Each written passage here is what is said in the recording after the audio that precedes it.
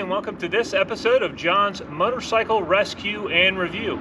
Today I'm going to be showing you how to service a motorcycle.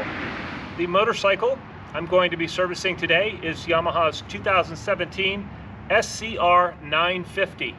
And this service is going to be applicable to Yamaha's Bolt line as well, the Bolt 950 and their 950 V-Star. All of these bikes share the same engine and transmission. They're all belt drive. So the service really is going to be almost exactly the same between that whole lineup of bikes that use the same 950cc motor. The first thing I'm going to do is check my tire pressure front and rear and look my tires over. Then I will go for a test drive just to see how the bike feels. After I go on the test drive and once the bike is warmed up, we'll come back and check the charging system, and we'll also check the lights, and then we'll get into the oil change. All right, let's go. Before we check the tire pressure, we have to know what the tire pressure should be.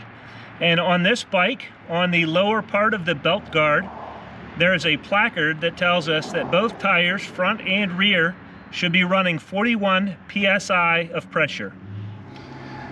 All right, we are at the front tire here, and with a good quality tire pressure gauge, I'm going to check the pressure. And that is right where we want it at 41 psi.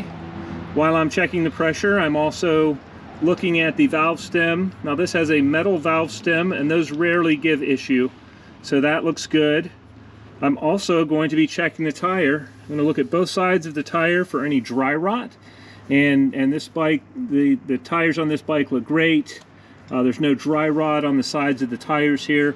I also look at the tread depth, and this one has probably between 5 and 6 30 seconds of tread depth, so it's got plenty of tread depth on it, and so that's great. I also am going to check the pressure in the rear tire. It also runs 41 psi, and I'll check and notate on both front and rear what my tread depth is. And it's always good with every service to just give your tires a look over. And as far as regular bike maintenance, if you don't do anything else, check your tire pressure on a regular basis. I would say maybe once a week. Maybe once every 2 weeks if you want to stretch it that far. But if you have low tire pressure on a bike, it can be life-threatening. So it's something that I see unchecked far too often, and it really drastically affects tire pressure, affects the handling of your bike. Okay, I'm at the back tire. I'm also looking at tread depth, which is very good. I'm looking at the sides for any dry rot or sidewall cracking here. That looks great. I'll look at both sides, and then I'll also check my tire pressure and again set it to 41 psi. Now that I have checked my tire pressure front and back, I will gear up and go for a quick test drive, making sure everything on the bike functions as it should. And this also serves to heat up the oil so it drains out nicely, and it also heats up the electrical system so we can check it at operating temperature. You always want to check your electrical system at operating temperature, and your voltage really should be between 14 and 14.5 volts when the bike is hot.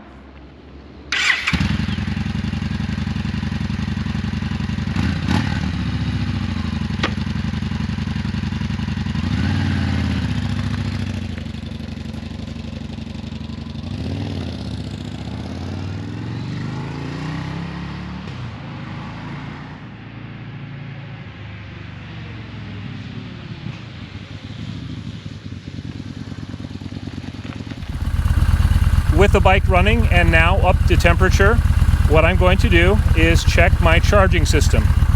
And to do that, this bike is actually equipped with a battery tender lead, so I can use this to check the charging system. I don't have to get direct access to the battery, which is nice. And to do that, to check the charging system, I'm going to use a voltmeter, and I set it on 20 volts DC. As you can see, I'm running 14.26 volts, and what I'll do is rev it up and just make sure that it doesn't exceed 15 volts when I rev it up a little bit.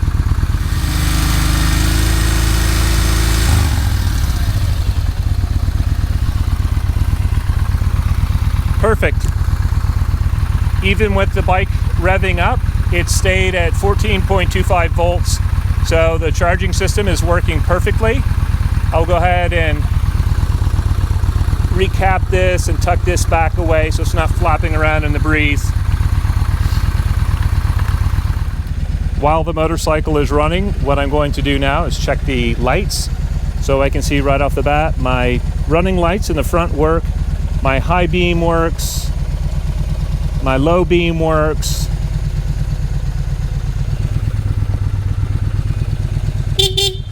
My horn works.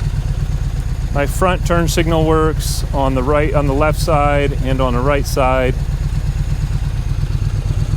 Let's go to the back here. We can see that turn signal works.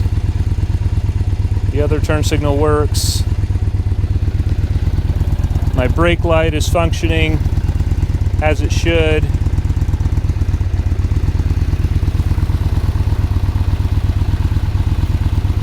The handbrake works. Foot brake works. And we can check the license plate light works. To do this job, I'm going to be using Yamaha's 4T engine oil. It's 10W40, and I went to the Yamaha dealership. This is what they recommend. I got a genuine Yamaha oil filter for this bike. I also have an oil filter wrench, 17mm socket, drain pan for the oil, and I always like to keep paper towels handy in case I make a mess. I can keep it clean. Always remember to recycle your waste oil. There are plenty of facilities that use it for heating oil, but you definitely don't want to dispose of that in the wild. On the kickstand side of the engine, we have the drain plug for the engine oil, and it is a 17mm head on that, so we just have a 17mm socket. I'll go ahead and pull that off and let the oil drain.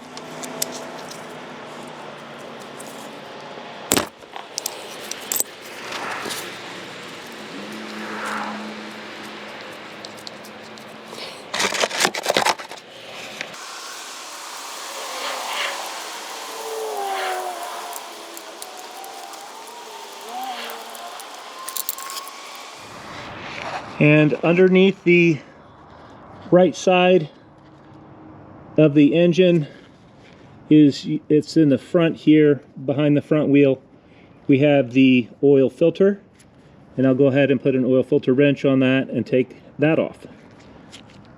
I ran into a little bit of an issue with my oil filter wrench. It's a little bit bigger than the head of the oil filter here. So one of the things that you can do to solve that, I actually put napkins, or paper towels in this case, in the oil filter wrench, and then I'll just gently tap that on with a hammer, and that little bit of extra space that the napkins take up actually will help it grab on the oil filter. So I'll go ahead and tap this on, and we'll take the oil filter off.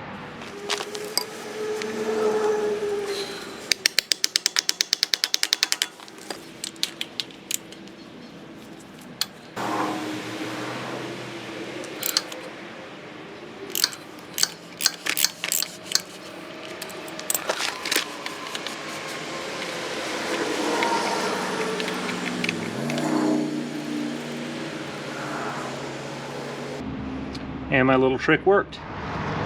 The next thing I'm going to do is add some of the fresh engine oil into the oil filter, the new oil filter, before I put that on. And this helps keep the engine from doing what's called a dry start. It allows the engine to build up oil pressure just a little bit quicker because the oil filter already has some oil in it. Because this mounts horizontally, I'm not going to fill this all the way full. But if you notice, as I fill it, the engine oil starts to go down. It's actually being absorbed by the paper element inside. And so I'll fill it maybe one more time here.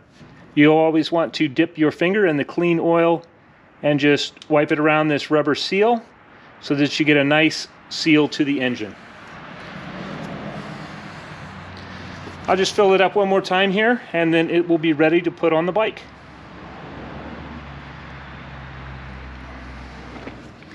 I will use a napkin to clean the area where the new oil filter is going to be seated. And that again is just to make sure we have a nice seal. And you also want to wipe down here just to wipe off any engine oil that got on the engine. I have cleaned the drain plug here. It's ready to reinstall. You want to make sure that your crush washer here is in place, and it doesn't hurt to replace those on a regular basis. Maybe every 2 or 3 times you change the oil, and that'll just maintain that healthy seal there. But if you are missing a crush washer, you may want to check in your oil pan and just make sure you don't throw it out. It should have one. So I'll put this in and tighten it up, and then I'll go ahead and put the new oil filter on. And once that's in place, we will be ready to fill it up with oil.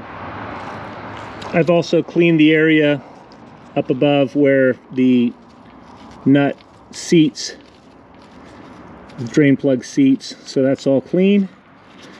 We'll install this and tighten it down. And you want it good and tight, but it does not have to be He-Man Gorilla tight here. You'll probably be the one, if you're servicing it now, you'll probably be the one servicing it next time. And you do want to be able to get that back off. So let's go ahead and tighten that down.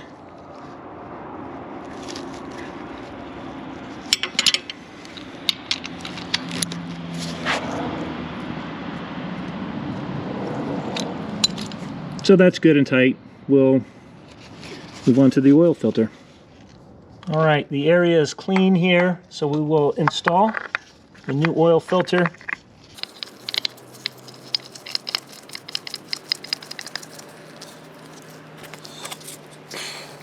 And I may use the oil filter wrench to tighten this one down just because I don't have a lot of leverage on it around there. But when you tighten these down, just be conscious that you don't over tighten it. If you over tighten them, they can be a real bear to get off. So I'm hesitant to do it with the oil filter wrench, but I don't have much of a choice here just because I can't get a good enough grip on it to tighten it down like I would want it to. With a clean funnel, we're going to go ahead and add the engine oil now. And this bike takes 4 quarts of engine oil, so that's nice. I got a gallon container. So we'll add that, and then we'll check our final oil level.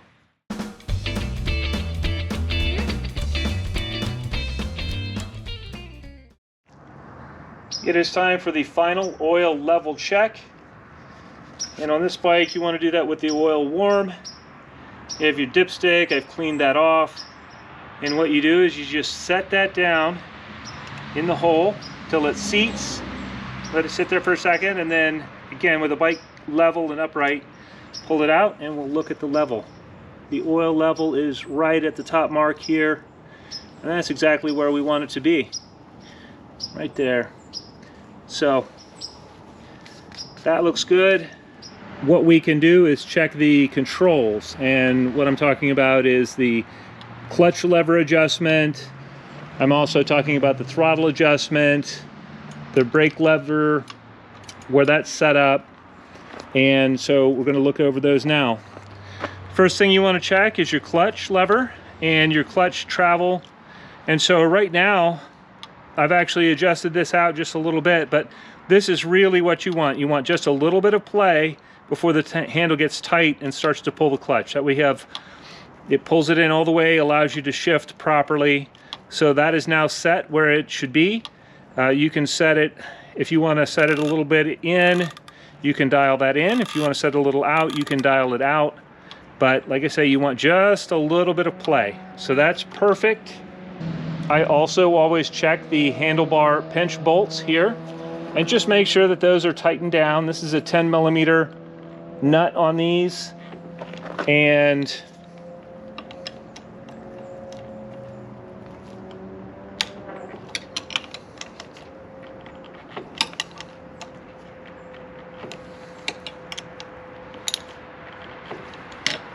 Those are good and tight. That's exactly what we want. The last thing you want to do is be riding your new bike and have your handlebars slip in these pinch bolts. And I have seen these loose.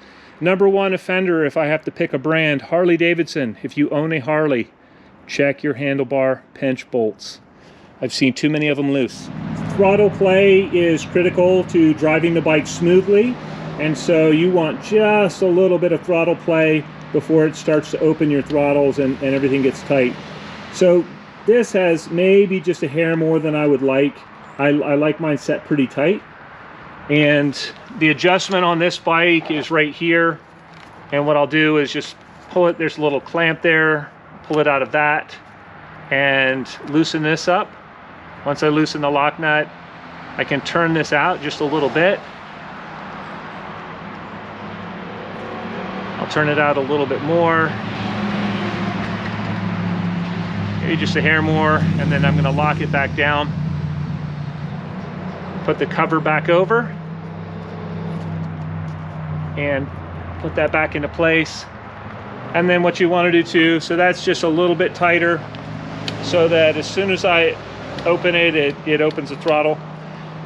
And you actually want to, while the bike is running, turn your handlebars lock to lock to check and see that that doesn't make your engine rev up. Just if you over tighten this, sometimes when you turn your handlebar lock to lock, it'll make the engine rev up, and that could be a dangerous condition. Don't want to do that.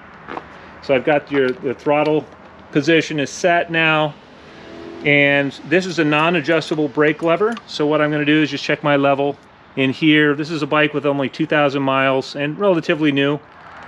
So holding the bike upright, this is a sight glass right here, and I can see, not sure how well it shows up in the video, but I can see that the level is where it should be on the front brake fluid level.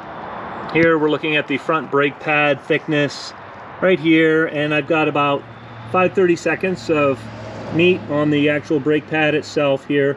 So that's almost like new. The bike brakes like it should, so brakes look good. To check the rear brake fluid level, we have to remove this, and just a Phillips head screwdriver, and lift this up, drop it down out of there. And what I'll actually do, so it has a sight glass here, and it looks like it's full, but it's a 10mm bolt. I'm going to remove that. So I actually removed the cover, and now you can see the container. I also removed the lid and actually pulled this guy out, so I'm 100% positive of where the fluid level is, and it's right at the upper level. So that's perfect. I'll go ahead and put everything back together. While we are checking over the rear brakes, we can look at the rear brake pad thickness. And your rear brake pads are in here. They're a little bit hard to see on this bike, but I've checked them and they've got about 6/32 of meat on them, so that's perfect. It's almost like new, which I would expect. So the rear brakes are good. The next thing we're going to check is our suspension, and we're going to give a visual look on this bike. We're going to go front and back. So this bike has fork gators, but you can just pull them up. We're going to look at the fork tubes. I'm looking for any oil on them, oil residue, and that looks good. We'll look at the other side. That also looks good. No leaking forks. These gators are nice because they keep a lot of debris out and honestly protect your forks. And we'll go ahead and just slide these boots back down. And that's a quick and easy check.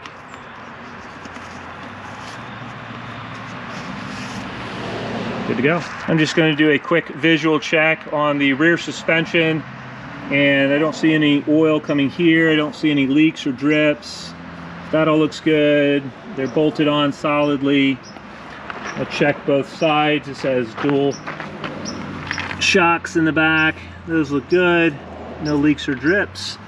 The bike rides like it should, so I have no reason to suspect that there's anything wrong with the suspension, but it's just good to check that as well. The Yamaha Bolt and the SCR950 and the V-Star950 have belt drive, and so just checking the tension here. This is underneath the bike. This is your sight glass basically here, in the belt guard, and you're supposed to have between 6 and 8 millimeters of travel, and that's right about where that is. It's not much. You just want a little bit of, shouldn't be banjo tight where you could play music on it, but just a little bit of play there, and that looks good. A quick thing to check on this bike is the air filter. So I'm going to remove this cover. It's 4 Allen head bolts. We'll pull that off. Look at the air filter, just make sure that that's, you know, a mouse hasn't gotten in there or anything. This bike only has 2,000 miles on it, so I don't anticipate it being overly dirty, but we'll check.